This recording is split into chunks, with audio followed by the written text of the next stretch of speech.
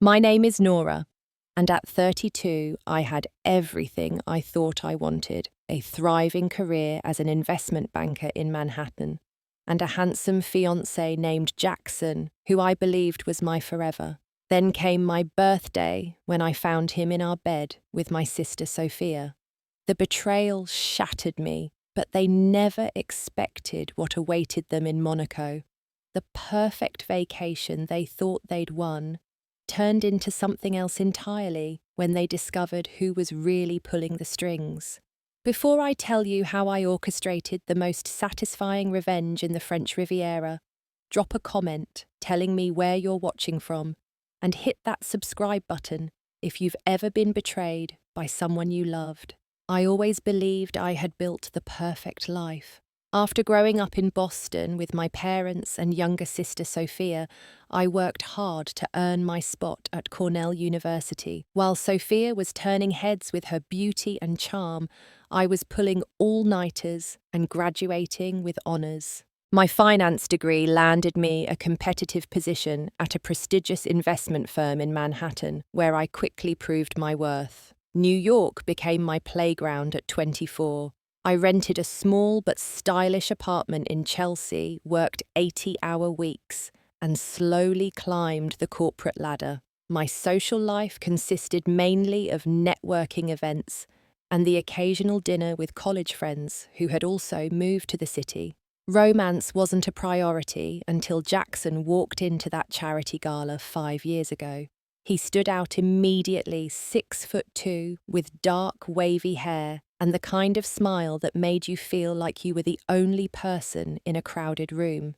Jackson approached me at the bar and commented on my power stance. I laughed and told him it was just my uncomfortable heels. We talked for hours that night, missing most of the auction, but exchanging numbers before reluctantly parting ways. Our first date was at a small Italian restaurant in the West Village. Jackson told me about growing up in Connecticut, his architecture firm, and his dream of designing buildings that would transform city skylines. I was captivated by his passion and ambition, which mirrored my own. The relationship progressed quickly. Weekends were spent exploring New York's hidden corners or taking the train to Martha's Vineyard, where we'd walk along the beach planning our future. After 8 months, we moved in together, a spacious apartment in Tribeca with floor-to-ceiling windows and a view of the Hudson that made every sunset feel like it was just for us. When Jackson met my family, my mother immediately adored him. "Finally," she whispered to me in the kitchen, "someone who might actually get you to slow down and enjoy life." My father, more reserved, gave his approval through a firm handshake and an invitation to his monthly poker game. Then there was Sophia's reaction. My sister had always been the family favourite, the spontaneous, vivacious one who could charm her way out of any situation. 4 years younger than me, she had floated through life on her beauty and personality, dropping out of college to find herself through a series of odd jobs and backpacking trips funded by our parents. When she met Jackson at our parents' anniversary dinner, I noticed something shift in her demeanour. Her laugh became louder, her stories more animated. At the time, I attributed it to her typical need to be the centre of attention. Jackson seemed amused by her antics, but reassured me on the drive home that he admired my ambition and focus qualities Sophia lacked. "Your sister's fun," he said, "but she's like a sparkler, bright and exciting for a moment. You're a slow-burning fire that keeps people warm for a lifetime." As our relationship deepened, Jackson faced setbacks at work. His firm lost a major project, and he was passed over for promotion. I supported him through the disappointment, encouraging him to start sketching his own designs again and helping him network with my clients who might need architectural services. When his career began to rebound, I was the first person he called after landing a significant commercial project. We celebrated at our favourite rooftop bar, and it was there, under a canopy of string lights, that he dropped to one knee and asked me to marry him. The ring, a vintage emerald surrounded by tiny diamonds, had belonged to his grandmother. I cried as I said yes, overwhelmed by the perfect moment and the perfect man. We spent the next year planning our future together. We toured houses in Connecticut, debating between colonial charm and modern simplicity. We discussed having 2 children, maybe 3, and whether we'd need a home office or a dedicated playroom. Jackson would sketch layouts on napkins during dinner, and I would calculate mortgage payments on my phone. Looking back, there were warning signs I chose to ignore. Jackson's increasingly late nights at the office, the way he angled his phone away when texting, his sudden interest in weekend trips to visit a college friend, always returning with vague stories and few photos. When I questioned him, he'd kiss my forehead and call me his little worrier. Sophia began stopping by our apartment, unexpectedly bringing coffee or asking to borrow outfits for job interviews that never seemed to materialize. She and Jackson developed inside jokes I wasn't part of. Once I walked in on them sitting unusually close on the couch, looking at something on his phone. They jumped apart, and Jackson explained they were planning a surprise for my upcoming birthday. I believed him because I wanted to, because the alternative was unthinkable. As my 32nd birthday approached, Jackson became secretive in a way that seemed exciting rather than suspicious. He mentioned a special surprise that would make this birthday unforgettable. My colleagues teased me about possible proposals for a wedding date, or perhaps a surprise getaway. The week before my birthday, I caught Sophia calling Jackson when she thought I was in the shower. "She doesn't suspect anything," I overheard her say. "It's going to be perfect." I went to sleep the night before my birthday, feeling like the luckiest woman in the world, completely unaware that by this time tomorrow, everything I believed about my life would be shattered. I woke up on my 32nd birthday to an empty space beside me in our king-sized bed. The sheets were cool to the touch. Jackson had been gone for a while. On his pillow was a cream-coloured note card with his distinctive architectural handwriting. "Happy birthday, beautiful. Had to run out for some last-minute preparations. Be ready at 7 for a night you'll never forget. Love, always Jay."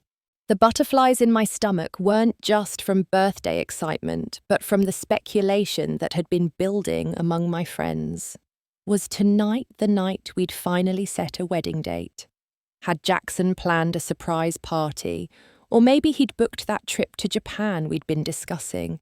I headed to work with a spring in my step, wearing my lucky navy blue suit and the pearl earrings Jackson had given me for Christmas. My team greeted me with cupcakes and a card, and my boss winked knowingly when she said I could leave early for my special evening. It seemed everyone knew something I didn't. The day dragged on through meetings and conference calls. I was closing a significant deal for a tech company acquisition, but even a $50 million transaction couldn't hold my full attention. By 4 o'clock, I was too distracted to be effective, so I packed up my files and headed home to prepare. The apartment was still empty when I arrived. I took a long shower, blow-dried my hair into soft waves, and applied makeup with extra care. I chose a new burgundy dress I'd been saving for a special occasion, paired with the delicate gold necklace Jackson had given me on our first anniversary. 6:30 came and went. I poured myself a glass of wine and checked my phone. No messages. Unusual for Jackson, who was typically punctual to a fault. I sent a quick text. "Can't wait for tonight. Should I be hungry, or did you make dinner reservations?" No response. At 6:45, I heard keys in the door. My heart leapt as I smoothed my dress and prepared to greet Jackson. But the footsteps that followed sounded off heavier stumbling. Then came the laughter, 2 distinct voices, one male, one female. A chill ran through me as I recognized both, Jackson and Sophia. I stood frozen in our living room as they made their way down the hallway toward our bedroom, never turning into the main area where I waited. They were too engrossed in their hushed giggles and whispers to notice my presence. It felt like I was moving through molasses as I followed the sounds to our partially open bedroom door. The rational part of my brain offered innocent explanations. They were setting up a surprise, preparing a gift, anything but what I feared. But when I pushed the door open, there was no denying what I saw. My fiancé and my sister tangled in our sheets. In the bed, Jackson and I had picked out together on our 3rd anniversary. Sophia's blonde hair splayed across my pillow, Jackson's hands where they had no right to be. For several seconds, they didn't notice me. I stood silently, my brain struggling to process the scene before me. Then I must have made a sound, a gasp or sob, because they both turned toward the door with expressions of shock that quickly morphed into something else, guilt for Jackson and something closer to smugness for Sophia. Nora, Jackson scrambled to cover himself with the sheet. This isn't, we were going to tell you. Tell me what?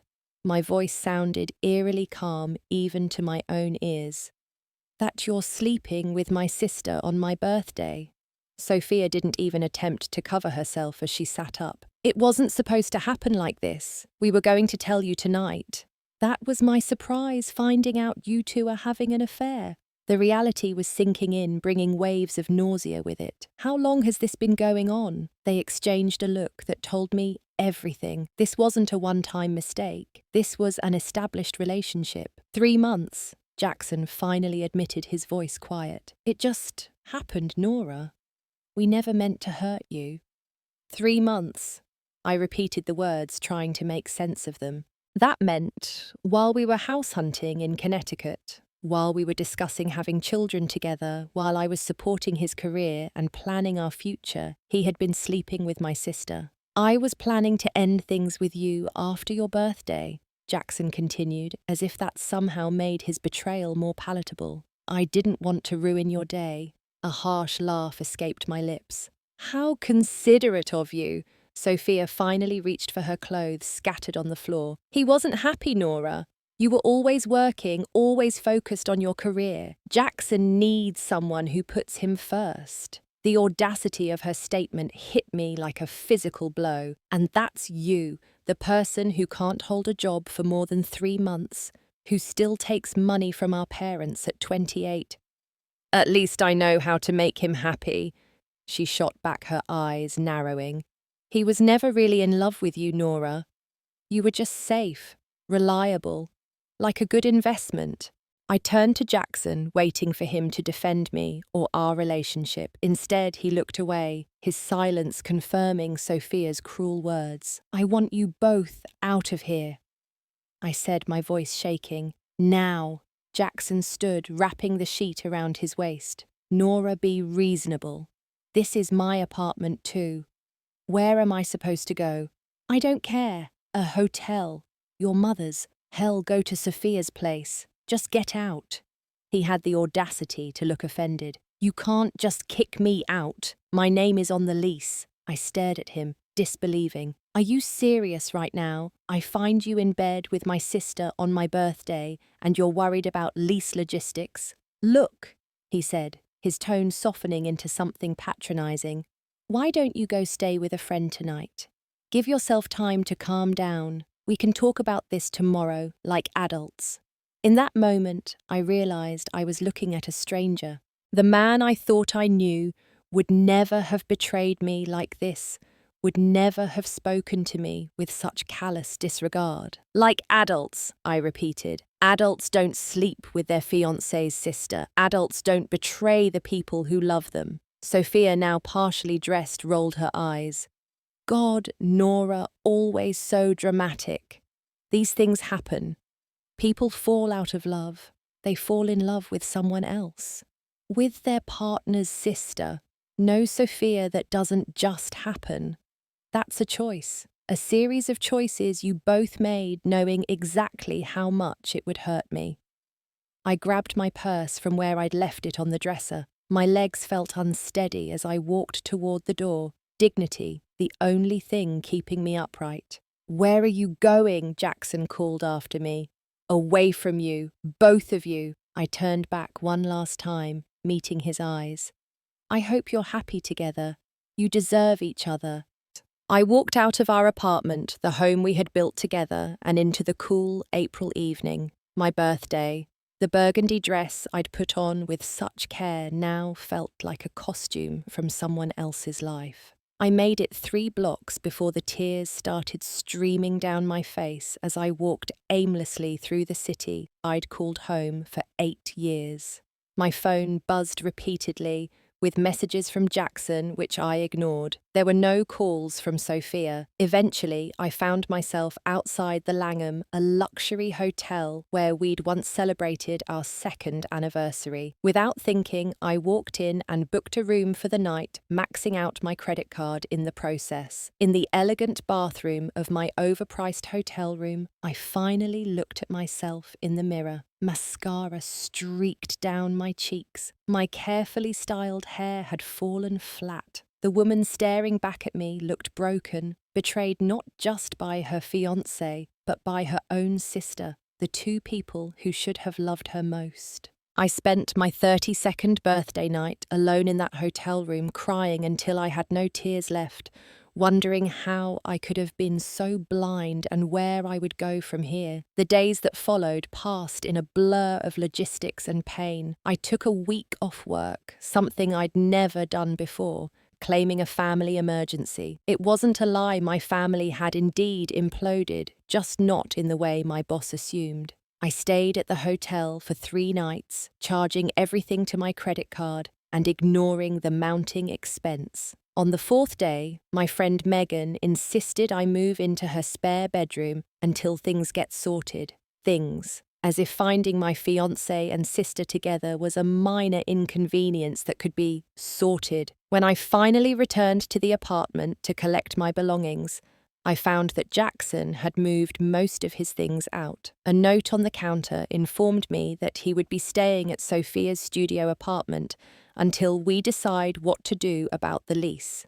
The casual tone of his message sparked a rage I hadn't known I was capable of. I considered destroying his remaining possessions, but stopped myself. That wasn't who I was. Instead, I methodically packed my clothes books and personal items, leaving behind anything we had purchased together. As I was leaving with the last box, Sophia arrived to pick up more of Jackson's things. She had the decency to look uncomfortable, but not enough to offer a genuine apology. "Mom and Dad want to have dinner next week," she said, as if we were still just sisters with normal dynamics. "They think we should try to work through this as a family." I stared at her, incredulous. "A family? You slept with my fiancé for 3 months. You moved him into your apartment. There is no working through this." She sighed, the put-upon expression I'd seen her use to manipulate our parents countless times. "People make mistakes, Nora. If you'd been more attentive to Jackson's needs, don't you dare blame me for your betrayal." I cut her off.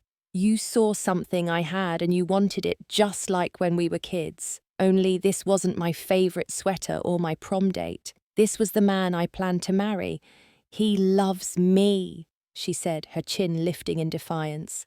"He never loved you the way he loves me." The words were designed to wound, and they did. I left without responding, the box of my possessions feeling impossibly heavy in my arms. My parents called that evening, their voices strained with forced neutrality. "We don't want to take sides," my father said. "You're both our daughters." "She slept with my fiancé," I reminded him, wondering how that fact seemed to keep getting lost in the conversation. "And that was wrong," my mother interjected quickly. "But Sophia says it wasn't planned. These things happen, sweetheart. The heart wants what it wants."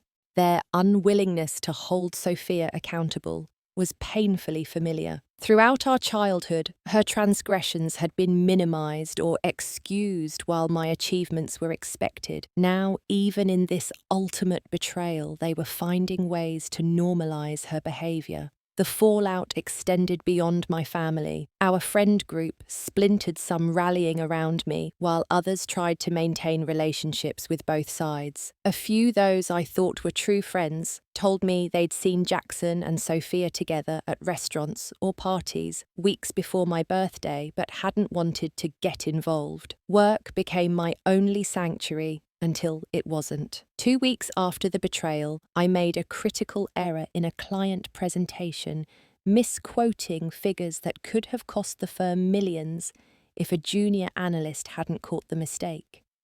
My boss, typically understanding, called me into her office. "I know you're going through something personal," she said, her tone gentle but firm. "But we can't afford mistakes at this level. Perhaps you should consider taking some additional time off." I couldn't afford more time off emotionally or financially. With my savings depleted from the hotel stay and the loss of Jackson's contribution to our living expenses, I was barely staying afloat. Then came the social media torture. Sophia had never been one to keep her life private, and within a month of the betrayal, my feed was filled with photos of her and Jackson, weekend trips to the Hamptons dinners at restaurants we had frequented. Casual displays of affection that each felt like a fresh wound. I finally broke down and started therapy after a particularly dark night when I found myself standing on Megan's balcony, looking down at the street 18 floors below, wondering if the pain would ever stop. Dr. Lewis, my therapist, helped me name what I was experiencing, not just heartbreak, but trauma, the kind that comes from double betrayal by those closest to you. "Your brain is trying to reconcile the people you thought you knew with their actions," she explained. "That cognitive dissonance is excruciating. 3 months after my birthday, I hit rock bottom. I'd lost weight, wasn't sleeping, and made another mistake at work this time, forgetting to join a crucial client call. My boss called me in again, her expression more concerned than angry. 'Nora, you're one of our most promising associates, but I'm worried about you. Whatever is happening in your personal life is affecting your performance. I need you to figure it out.' I nodded, hearing the ultimatum beneath her kind words. Figure it out or find another job. That night, scrolling mindlessly through social media, I saw a photo that stopped my thumb mid-swipe. Jackson and Sophia posed in front of the Eiffel Tower, her hand prominently displaying a diamond ring, smaller than the one he'd given me. But the message was clear. They were engaged just 4 months after destroying my life. The caption read, "When you know, can't wait to marry my soulmate. Love wins." I threw my phone across Megan's living room, watching with detached satisfaction as the screen shattered against the wall. Something inside me shattered too, but in its place a new resolve began to form. I was done being the victim of their story. It was time to start writing my own. The morning after seeing Sophia's engagement announcement, I woke up with a clarity I hadn't felt in months. I picked up my phone with its newly cracked screen and made 3 calls to my boss, requesting a meeting to a real estate agent about finding my own apartment, and to Dr. Lewis to schedule an extra session. "I need to take back control," I told Dr. Lewis later that day. "I've spent months letting their betrayal define me. I'm done with that narrative." She nodded, a small smile playing at the corners of her mouth. "What does taking back control look like for you, Nora? First saving my career, then rebuilding my life, my own life, not the one I planned with Jackson."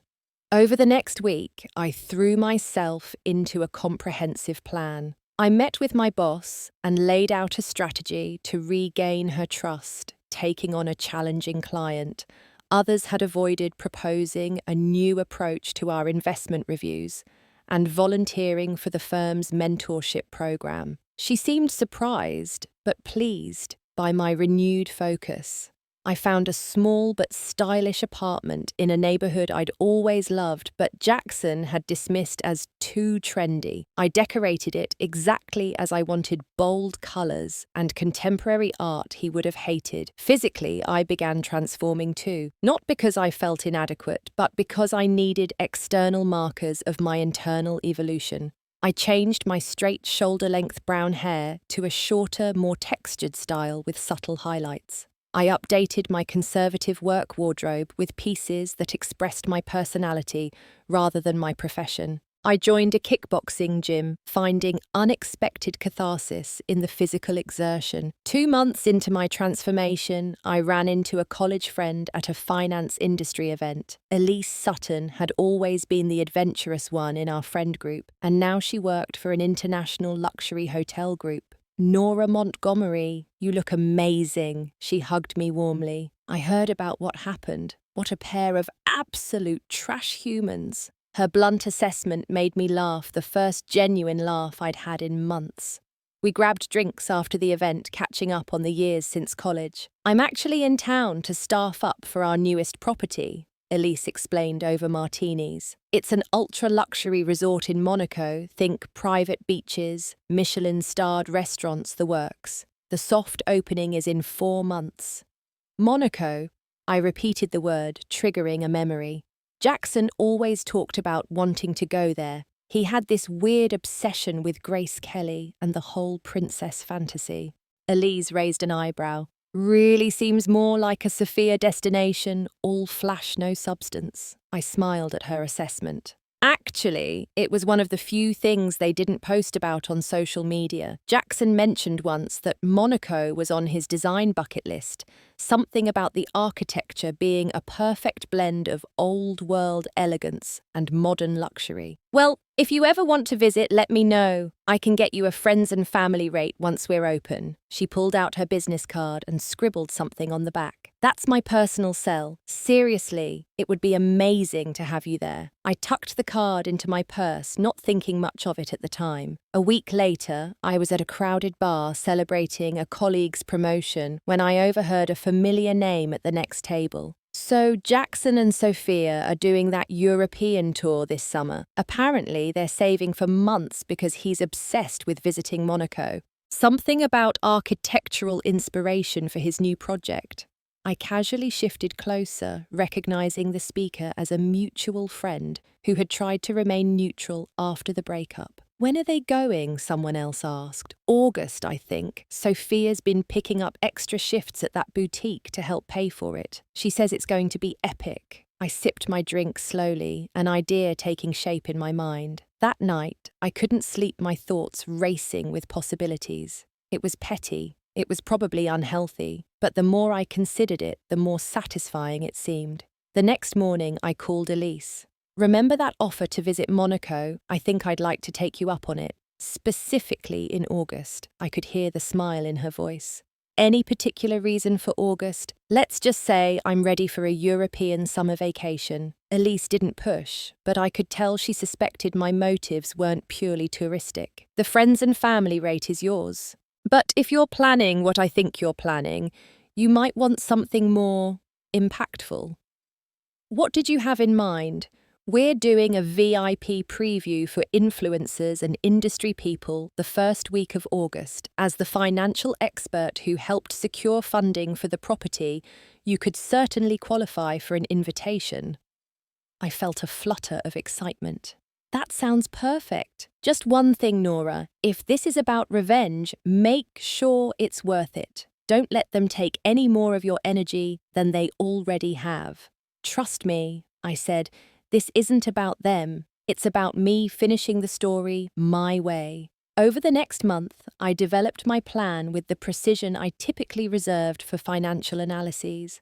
Using my banking connections, I created a shell company that specialized in luxury travel promotions. Through this entity, I set up a fake contest for a dream European vacation with an all-expenses-paid trip to Monaco as the grand prize. I engineered it so that Jackson and Sophia would win this contest, complete with official-looking documentation and a social media announcement. The contest required minimal personal information, just enough to make it seem legitimate without raising suspicions. Meanwhile, I coordinated with Elise to ensure they would be staying at her resort during the VIP preview week. She arranged for them to have one of the premium suites paid for by my shell company, but made to seem like part of their contest winnings. You're either the most calculating person I know, or the most traumatized, Elise commented when I laid out the full plan. Why not both? I replied, only half joking. As August approached, I prepared methodically. I took French lessons twice a week, studied Monaco's culture and hotspots, and even lost those extra 15 pounds that had crept on during my post-breakup depression. At work, I secured a major new client, a European tech consortium looking to expand into American markets. The success elevated my status at the firm and provided the perfect cover for my extended trip to Monaco. Building international relationships, I told my boss, who was now my biggest advocate after my professional turnaround. I also rekindled a professional relationship with Alexandre Durand, a wealthy French client I had helped navigate a complex acquisition 3 years earlier. He now lived primarily in Monaco and had significant connections in the local business community. "I'll be in Monaco this August," I mentioned during a video call about his latest investment opportunity. "Perhaps we could meet in person to discuss this further." His face brightened. "Absolument, I would be delighted to show you around. Monaco in August is magnificent." The final piece fell into place when I confirmed through a mutual friend's Instagram story that Jackson and Sophia had received their contest win notification. The photo showed Sophia holding the golden envelope I'd had specially designed, her face ecstatic as she boasted about their incredible luck. Everything was set. In 3 weeks, I would board a first-class flight to Nice, then take a helicopter transfer to Monaco, the beginning of what I had started calling in my mind the Principality of Payback. The helicopter banked over the glittering Mediterranean, providing a breathtaking aerial view of Monaco, nestled between mountains and sea. The tiny principality looked like a jewel box from above ornate buildings packed tightly together. Mega yachts dotting the harbour, all bathed in the golden light of early August. I felt a flutter of nervous excitement as we descended. This wasn't just a vacation or even just revenge, it was the culmination of months of meticulous planning and personal transformation. The Hotel Azur Riviera was perched on a clifftop overlooking the sea, its modern glass structure somehow blending harmoniously with Monaco's classic architecture. Elise was waiting as I exited the private helipad, looking every bit the polished international hotel executive. "Nora, you look incredible," she embraced me warmly. "Are you ready for Operation Monaco?" I laughed at the code name she'd coined. "More than ready." My suite was stunning, a corner location with panoramic views, a private terrace and interiors that whispered understated luxury. Elise had arranged for a welcome basket containing champagne fresh fruit and a handwritten note, "Let the games begin." "Jackson and Sophia arrive tomorrow afternoon," she informed me as we toured the property. "They're booked in the Azure Suite on the 4th floor. Not quite as nice as yours, but special enough that they'll feel like true VIPs. We finalised the details of my plan over lunch on my private terrace. The staff, discreetly briefed by Elise, would treat Jackson and Sophia like contest winners while ensuring I remained out of sight until the perfect moment. "The hotel manager loves the drama of it all," Elise confided. "He's taken to calling it the Monte Carlo operation." That evening, I met Alexandre for dinner at his favourite restaurant in Monaco, a Michelin-starred establishment where the maitre d' greeted him by name and ushered us to the best table on the terrace. At 45, Alexandra was what my grandmother would have called distinguished salt and pepper hair, impeccable style, and a confident ease that came from old European money. He'd divorced 2 years earlier and had been nothing but professional in our previous interactions. Tonight, however, I noticed a shift in his demeanour, a lingering glance, a touch on my arm as he guided me to our table. "You look different, Nora," he said as we sipped aperitifs. "There is a fire in you that wasn't there before," I smiled. "Life has a way of either extinguishing your fire or feeding it. I decided not to let mine go out." His eyes sparkled with interest. "And what brings you to Monaco truly? You mentioned business, but I suspect there's more." I considered how much to reveal. Alexandra was an essential part of my plan, but I didn't want to appear vindictive or unstable. "Let's just say I'm reclaiming something I lost," I finally answered. "Not a thing, but a feeling, a sense of power over my own story." He nodded, seeming to understand the unspoken. "Then I am honored to play whatever role you have assigned me in this reclamation." We spent the evening discussing his latest ventures, my career advancement, and the peculiarities of Monegasque society. By the time dessert arrived, I'd secured his enthusiastic participation in my plan. "So, tomorrow evening we dine here again, yes, and perhaps we appear close." His smile was conspiratorial. "Exactly, and if a couple happens to see us, a tall man with dark hair and a blonde woman, your job is simply to be attentive and charming." Being attentive and charming to a beautiful woman is hardly work, chérie. He raised his glass in a toast. "To reclaiming your story." I returned to my suite feeling more confident than ever. Everything was falling perfectly into place. The next morning, I indulged in the hotel's spa, a 3-hour treatment that left me glowing and relaxed. I chose my outfit for the evening with care, a red silk slip dress that was elegant, yet undeniably sexy, paired with gold heels and minimal jewelry. Elise texted me around 2 o'clock. "Eagles have landed. Operation Monaco is go." I positioned myself on my private terrace, which overlooked the main entrance. At precisely 2:17 p.m, a Hotel Mercedes pulled up, and out stepped Jackson and Sophia. Even from a distance, I could see their excitement as they took in the magnificent hotel. Sophia twirled around like a child, her blonde hair catching the sunlight. Jackson stood slightly apart, his expression one of awe as he studied the hotel's architecture. For a moment, I felt a twinge of something, not regret or longing, but a strange acknowledgement that these were once the two people I loved most in the world. Then I remembered the look on their faces when I caught them. The casual cruelty of their betrayal and any hesitation evaporated. I spent the afternoon strategically avoiding the common areas where they might be exploring. Elise kept me updated with texts. They're obsessing over their suite. They're at the pool now. Sophia's already made friends with a Russian oligarch's wife. Jackson's talking the ear off the hotel architect who's too polite to escape.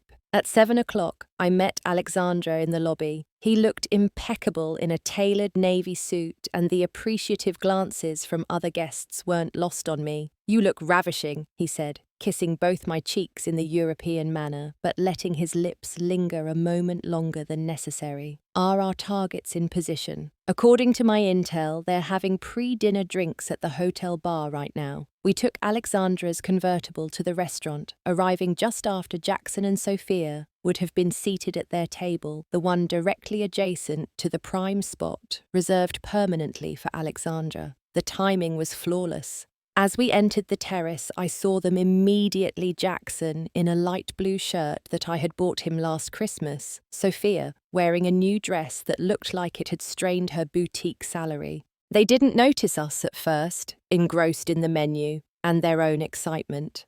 Alexandra guided me to our table with his hand resting lightly on my lower back, a gesture of intimacy that would be noticeable to anyone paying attention. The maitre d' pulled out my chair with a flourish. "Wonderful to see you again, Ms. Montgomery. And you, of course, Monsieur Durand." At the sound of my name, Jackson's head snapped up. His eyes widened as they met mine, confusion giving way to shock. He nudged Sophia, who turned and gasped audibly. I pretended not to notice them for several moments, laughing at something Alexandra said and touching his hand across the table. When I finally allowed my gaze to drift in their direction, I offered a small, composed smile, the kind you might give to distant acquaintances. "Jackson, Sophia, what a coincidence." Jackson half rose from his seat, his expression a mix of confusion and alarm. Nora, what are you doing here? Having dinner, I replied simply, gesturing to Alexandra. Alexandra, these are old acquaintances from New York, Jackson and Sophia.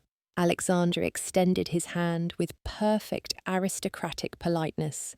Enchanté, any friends of Nora's are welcome at my table. Perhaps you would join us for a drink later. We're not exactly, Sophia began, but Jackson cut her off. That would be nice, he said, his eyes never leaving my face. It's just, we're so surprised to see you here, Nora. Of all places, I smiled enigmatically. Monaco in August is magnificent, or so I've been told. Our waiter arrived with Champagne Dom Perignon that Alexandra had pre-ordered. As he poured, I noticed Sophia eyeing my dress, my jewellery. Alexandra and the champagne with poorly concealed envy. Are you here for business? Jackson asked, still struggling to process my presence.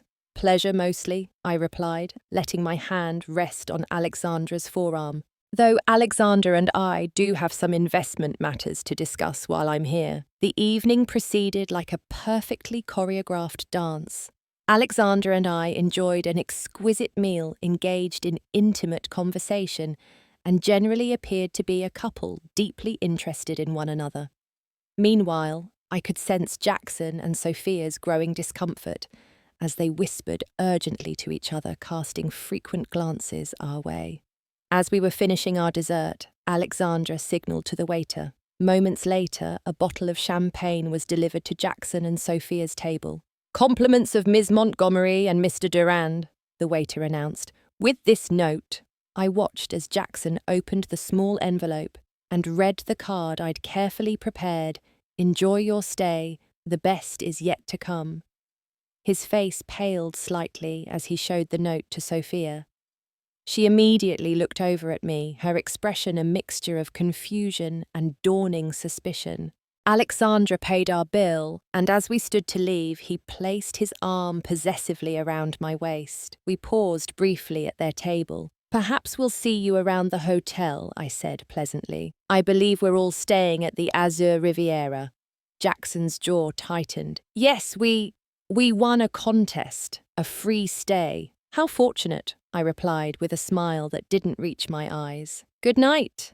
As we walked away, I could feel their stares burning into my back.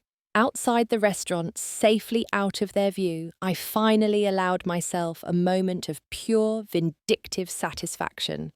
Round one to you, I think, Alexandra said, his eyes twinkling with amusement. Your ex-fiancé looked like he'd seen a ghost. The ghost of the woman he discarded, I replied, who refused to stay buried.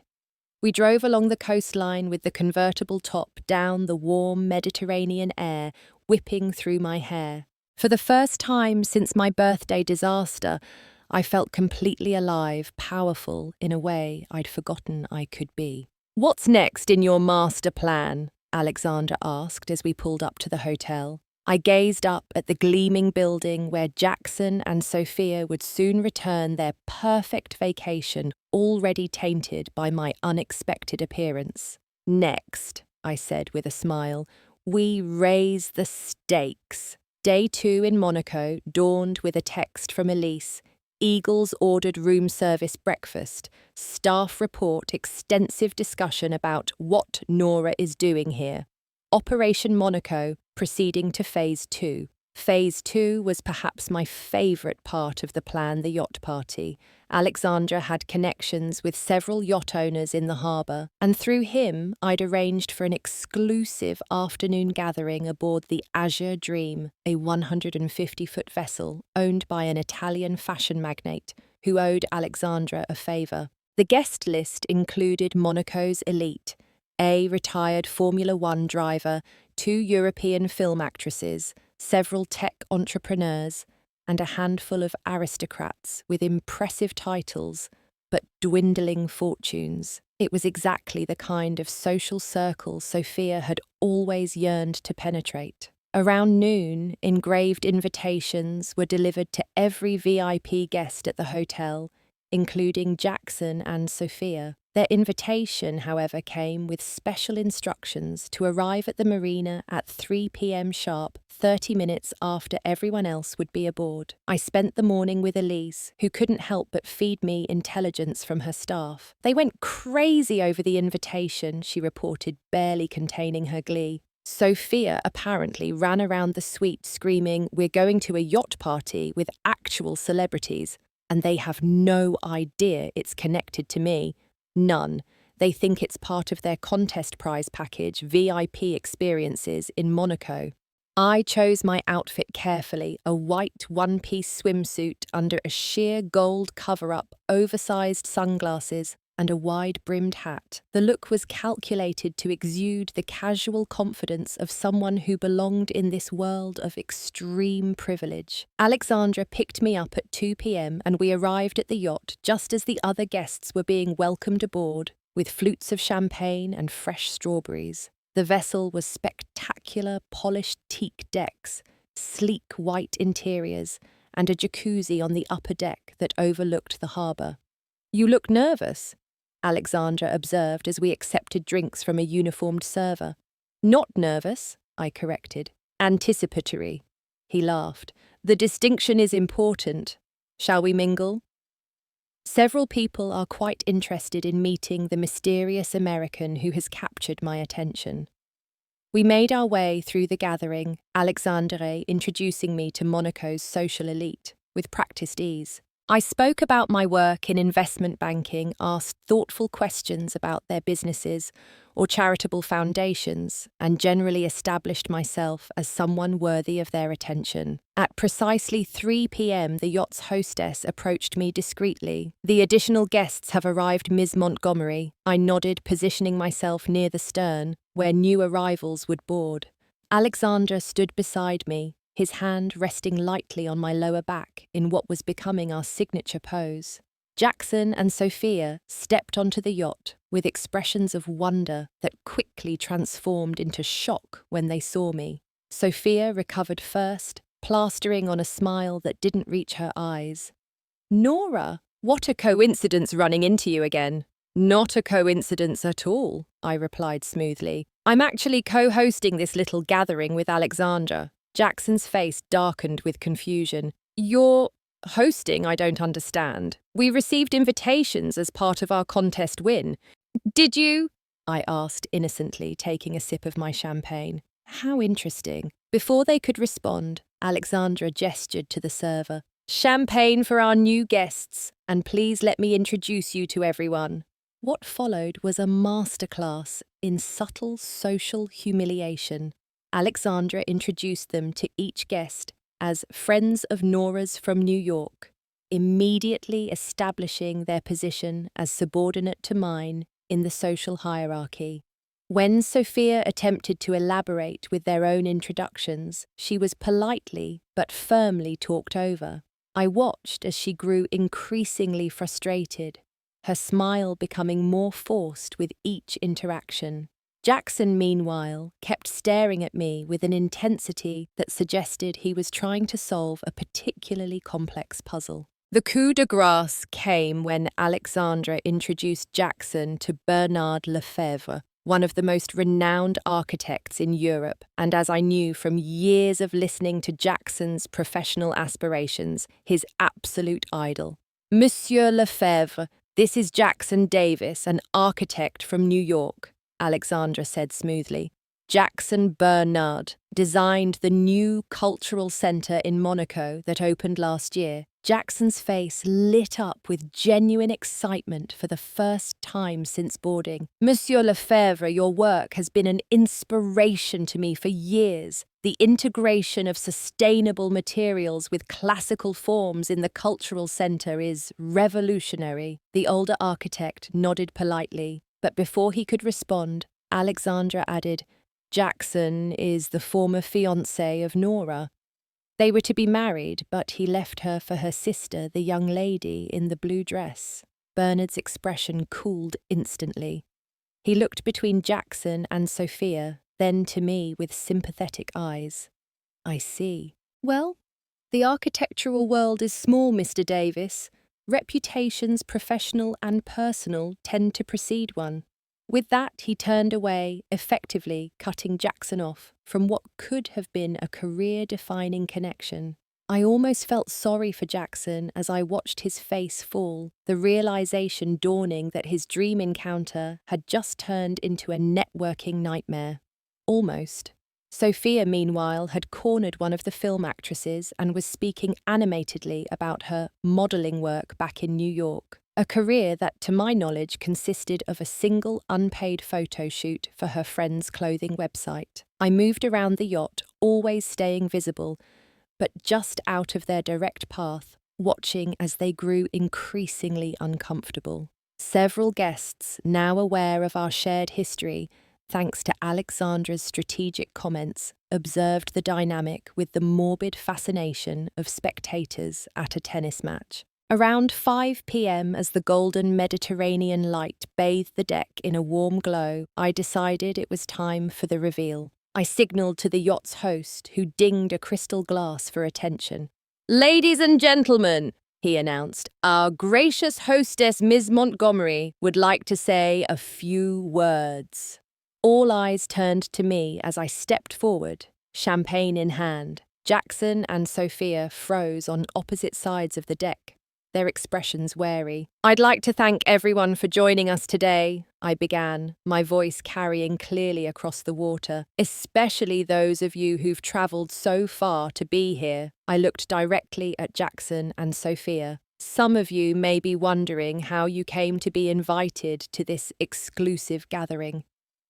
Sophia shifted uncomfortably, clutching her drink like a lifeline.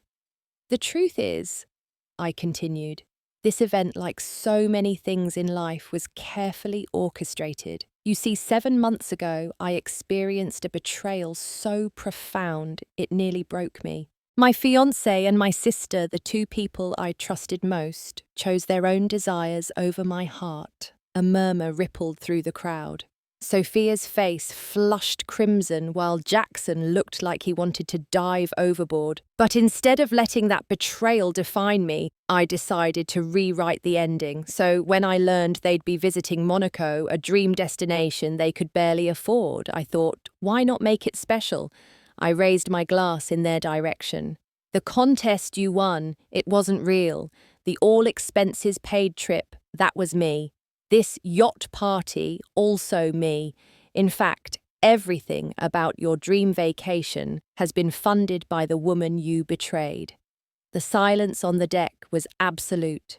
Even the servers had paused to watch the drama unfold. So please enjoy the champagne, the caviar, the celebrity encounters. Enjoy knowing that every luxurious moment of your trip was designed by me as a reminder that you never really knew what you had or what I was capable of. I took a sip of my champagne, then added with a smile, "And this is just day 2 of your week in Monaco. I can't wait to see what tomorrow brings." With that, I turned and walked to the upper deck, leaving them standing in stunned silence as the other guests immediately erupted into hushed conversations, casting fascinated glances their way. Alexandra joined me moments later, his expression a mixture of admiration and concern. "That was magnificent and terrifying. Are you all right?" I looked out over the harbour where the setting sun was painting the water in shades of pink and gold. "I've never been better." Below, I could see Jackson attempting to speak with Bernard again, only to be politely rebuffed. Sophia was now sitting alone, her earlier social butterfly act abandoned as she frantically texted on her phone, probably to my parents, complaining about my cruelty. When the yacht docked an hour later, Jackson and Sophia were the first to disembark, practically fleeing the scene of their humiliation. I remained aboard with Alexandra and a few select guests, enjoying a sunset dinner on the deck. "What's planned for tomorrow?" Alexandra asked, as we shared a dessert. "Or should I not know in advance?" I smiled mysteriously. "Let's just say it involves the casino, a red dress, and the final act of Operation Monaco." He raised his glass in a toast. to acts of calculated justice, and to the most formidable woman I've met in years. As I clinked my glass against his, I felt a satisfaction deeper than anything I'd experienced in months. The broken-hearted woman crying alone in a hotel room on her birthday was gone. In her place stood someone stronger, someone who refused to be a victim in her own story. And for Jackson and Sophia, the reckoning had only just begun. I slept soundly that night, waking refreshed and eager for the final act of my Monaco plan. After a leisurely breakfast on my terrace, I received a text from Elise. Eagles requested late checkout and asked about changing hotels. Request denied due to full booking throughout the Principality. They're cornered. Perfect. The casino night I'd arranged at the Hotel de Paris Monte Carlo was the culmination of everything I'd been building toward. Tonight would cement their humiliation and my triumph in equal measure. I spent the day preparing. A 3-hour spa treatment left my skin glowing. The hotel's salon styled my hair in elegant waves. My makeup was professionally applied, subtle but flawless. The dress I'd selected months ago and had specially tailored waited in my closet. A floor-length crimson gown with a daring back and a slit that showcased just enough leg to be elegant rather than obvious. I paired it with diamond drop earrings, a gift to myself for landing the European Consortium account, and stiletto heels that added inches to my height. The final effect when I studied myself in the mirror was exactly what I'd envisioned: powerful, confident, undeniable. The woman Jackson had discarded was gone, replaced by someone even he wouldn't have the audacity to betray. Alexandra texted that he would meet me in the hotel lobby at 8. When I stepped out of the elevator, his expression of appreciation was all the validation I needed. "You are a vision," he said, kissing my hand in a gesture that would have seemed affected from anyone else but felt natural from him. "If your ex has any sense at all, he will be drowning in regret tonight." We arrived at the Casino de Monte Carlo just as Jackson and Sophia were entering. Their invitation had specified 8:15 p.m., ensuring we would witness their arrival. Sophia was wearing a silver sequined dress that tried too hard to be sophisticated, while Jackson looked uncomfortable in his rented tuxedo. They spotted us immediately. Sophia attempted to steer Jackson in the opposite direction, but the casino's layout forced them to pass by us to enter the main gaming room. "Good evening," I greeted them pleasantly. "Enjoying Monaco so far?" Jackson's jaw tightened. "Can we talk Nora privately?" "I don't think we have anything to discuss," I replied, keeping my tone light. "But please enjoy the casino. I hear the roulette tables are particularly exciting tonight." We swept past them into the opulent gaming room where crystal chandeliers cast a golden glow over green felt tables and elegantly dressed patrons. Alexandra guided me to a private area reserved for high rollers where several of the yacht party guests greeted us warmly. Throughout the evening, I made sure to remain visible, laughing at Alexandra's comments, accepting compliments from Monaco's elite, and occasionally placing modest bets at the tables. Jackson and Sophia hovered at the periphery, clearly uncomfortable, but unable to leave what they still believed was part of their contest prize. Around 10 o'clock, the casino's host announced a special high-stakes poker game in the private salon. Alexandre had arranged for Jackson to receive an invitation, a seemingly exclusive honour that would appeal to his ego. "Are you sure about this part?" Alexandre asked, as we watched Jackson being escorted to the salon. "It seems particularly cruel." "He deserves it," I said simply. "Besides, I'm not forcing him to play. His own greed and desire to belong will do that." The private salon was visible through glass walls, a fishbowl where we could watch the action unfold. Jackson took his seat among serious players with serious money. His initial confidence as he placed his chips on the table gave way to visible anxiety as the stakes increased and his losses mounted. Meanwhile, I arranged for Sophia to be approached by the wife of a prominent Monaco businessman, a woman known for her social influence and cutting tongue. "I understand you're the sister who slept with Nora's fiancé," I overheard her say, loudly enough for nearby guests to hear. "How adventurous of you." Sophia's face flushed. "It wasn't like that. We fell in love. These things happen. Perhaps in certain circles," the woman replied with a dismissive wave. "In Monaco, we value loyalty, especially between sisters." By 11:30, Jackson emerged from the salon looking ashen. He'd lost several $1,000s money I knew he couldn't afford to lose. Sophia rushed to his side, their whispered argument visible to everyone in the main casino. It was time for the final act. I nodded to the casino manager, who approached them with a tablet in hand. "Mr. Davis, Ms. Montgomery, there seems to be an issue with your account." "What account?" Jackson asked. "Your hotel account, sir. It shows all charges for your stay have been rejected. The credit card on file has been declined for the full amount." Sophia grabbed the tablet. "That's impossible. We won this trip. Everything is paid for." The manager's expression was apologetic but firm. "I'm afraid there's been a misunderstanding. We've received notification that your contest win has been revoked due to terms violation. All charges are now your responsibility, including the casino losses from this evening." "What terms violation?" Jackson demanded, his voice rising enough to draw attention from nearby tables. "I believe Ms. Montgomery can explain," the manager said, turning to where I now stood. All eyes in the vicinity turned to me. I stepped forward, maintaining perfect composure.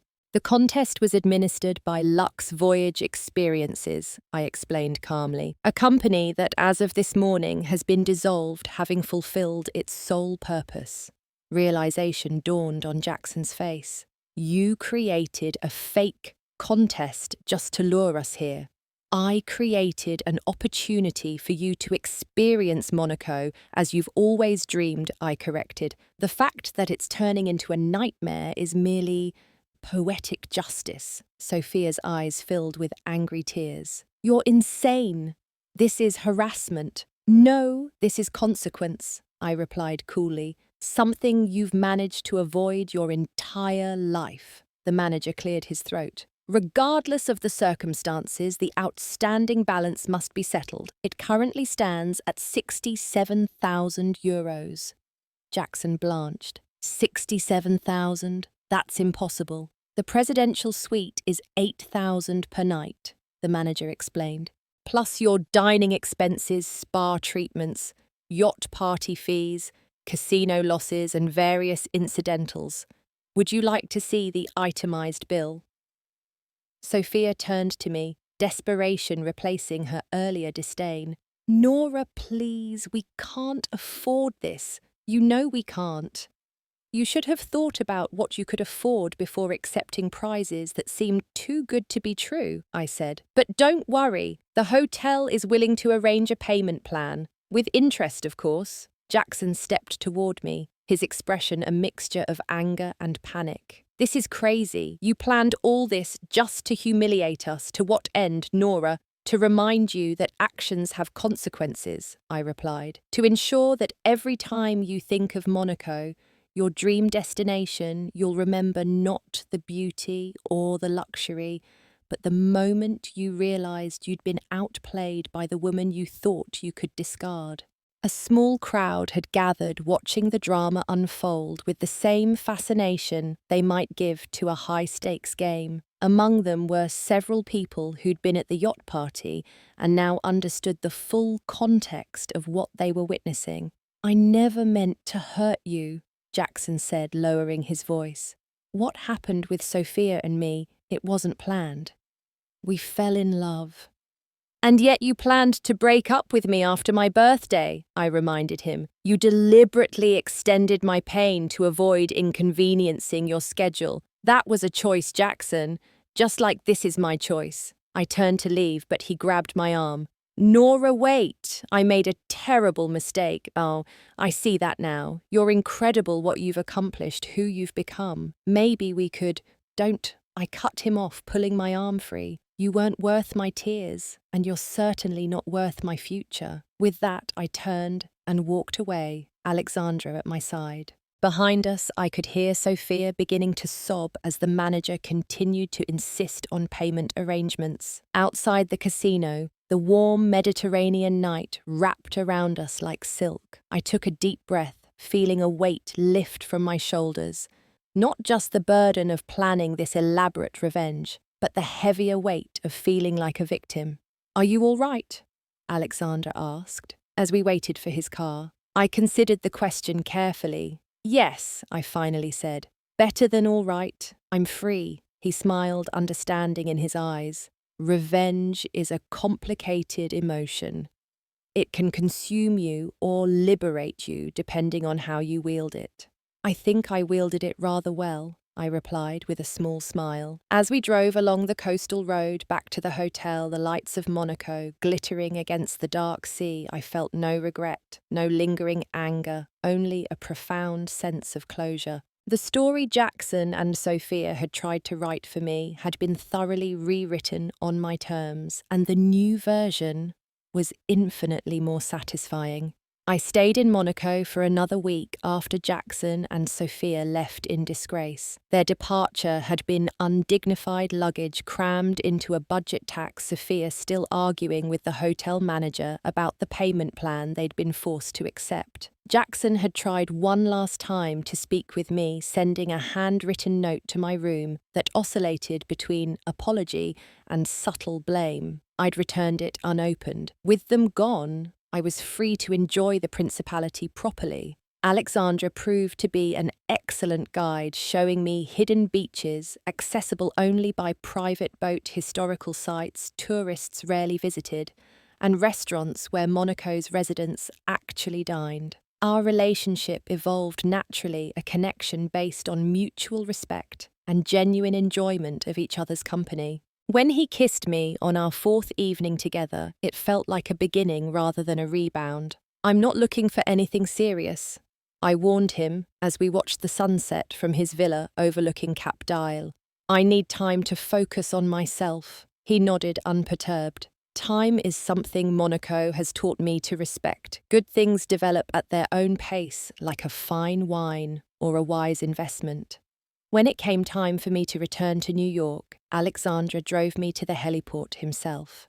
"This isn't goodbye," he said, kissing both my cheeks. "It's à bientôt. See you soon." I smiled, knowing he was right. Whatever was developing between us had potential worth exploring, but I had unfinished business back home. The first order of business was moving into my new apartment, a light-filled space in Brooklyn with a terrace overlooking the Manhattan skyline. For the first time in my adult life, every piece of furniture, every artwork, every decision reflected solely my taste and preferences. At work, I returned with renewed focus and a reputation enhanced by successfully securing the European Consortium account. My boss called me into her office my first day back. "Whatever you did in Monaco, it worked," she said with an approving nod. "The clients can't stop talking about you. There's discussion of a director position opening up next quarter. Your name is at the top of the list." The promotion would mean more responsibility, a significant salary increase, and the potential to open a European office within 2 years. Everything I'd worked for was falling into place sweeter for having nearly lost it all in the aftermath of betrayal. 3 weeks after my return, I received an unexpected text from Sophia. "Can we talk, please?" My initial instinct was to ignore it, but Dr. Lewis had encouraged me to face these conversations when I felt ready. "Closure doesn't always come in the form we expect," she'd said. "Sometimes it arrives in unexpected conversations." I agreed to meet Sophia at a neutral location, a quiet cafe in Soho, far from our usual haunts. She was already there when I arrived, looking diminished somehow. The confident, carefree sister who had always commanded attention seemed smaller, her usual glow dimmed. "Thank you for coming," she said as I sat across from her. "I honestly wasn't sure you would." I ordered an espresso, taking my time before responding. "What do you want, Sophia?" She stared into her untouched latte. To apologize. What we did was unforgivable. I've been trying to justify it for months, but after Monaco, I couldn't pretend anymore. Monaco wasn't about forcing an apology, I said.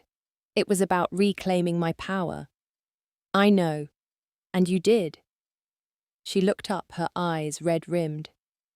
Jackson and I broke up. The debt from the trip, the humiliation, it was too much pressure. But that's not why I'm here. Why are you here? Because you're my sister, and I destroyed that relationship for a man who, it turns out, will betray anyone when it's convenient. She wiped away a tear. I don't expect forgiveness. I just want you to know that I understand what I lost, and I'm truly sorry. The apology wasn't perfect. There was still a hint of self-pity in her tone, but it was more genuine than anything I'd heard from her in years. I appreciate that, I said finally, but rebuilding trust takes time, Sophia. If it's even possible. She nodded, accepting this hard truth. I know, I'm not asking for anything, I miss my sister. We parted with no promises made, but something had shifted. The conversation opened a door to our parents as well, who called the next day. For the first time, they acknowledged their role in enabling Sophia's behaviour throughout our lives. We should have held her accountable, my father admitted. Instead, we made excuses, and you paid the price. It was validation I'd craved for years, arriving too late to prevent pain, but perhaps in time to heal old wounds.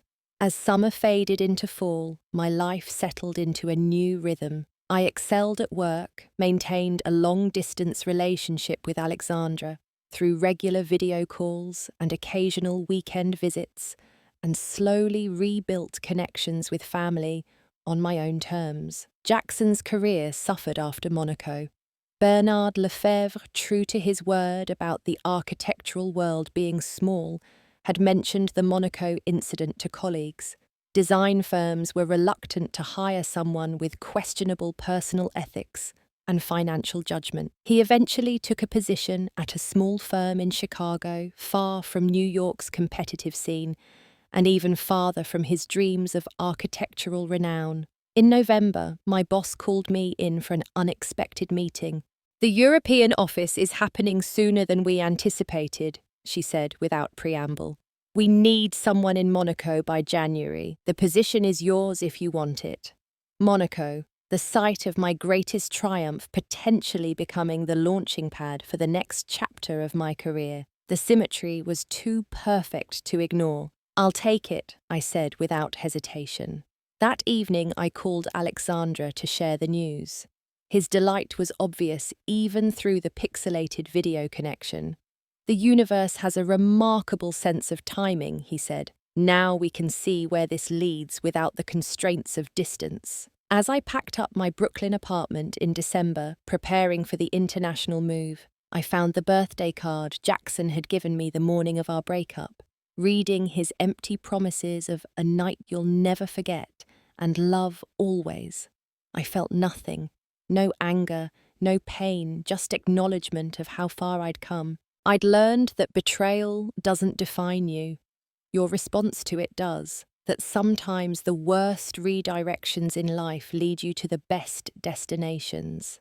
That strength isn't about never falling apart, but about how you put yourself back together. Most importantly, I'd learned my own worth, not as reflected in someone else's eyes, but as a truth I carried within myself. As the new year approached, I stood on my Brooklyn terrace one last time, gazing at the Manhattan skyline that had witnessed both my heartbreak and my resurrection. The woman who had cried alone in a hotel room on her birthday was gone. In her place stood someone stronger, wiser, and completely her own. Monaco awaited not as the backdrop for revenge, but as the setting for whatever came next. And for the first time in my adult life, I was truly ready to write my own story. Have you ever experienced betrayal that ultimately led you to something better? Share your story in the comments. If this tale of reclaiming your power resonated with you, please hit that like button and subscribe for more real-life journeys of resilience and transformation. Remember, sometimes the most painful endings create space for the most beautiful beginnings. Thank you for listening, and may you always find the strength to rewrite your story when others try to write it for you.